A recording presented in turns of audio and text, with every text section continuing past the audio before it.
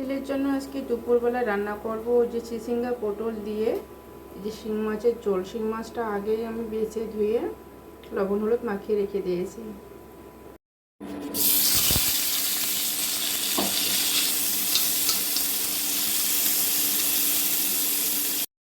এইখানে আমি একবারে একটা পেঁয়াজ কুচি লবণ হলুদ দিয়ে কড়ার মধ্যে দিয়ে দেবো একসাথে সবগুলো।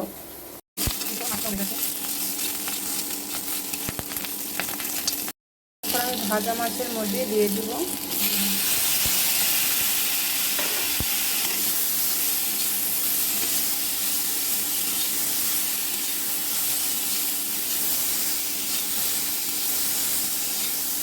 এখানে কয়েক মিনিটের জন্য ভাজাভাজি করে নিয়ে সেদের জন্য জল দিয়ে দিব। তরকারিটা আমার ভাজাভাজি করা হয়ে গেছে, এখন সিদ্ধর জন্য জল দিয়ে দিব। জল দিয়ে কিছুক্ষণের জন্য ঢাকনা দিয়ে রেখে দিব।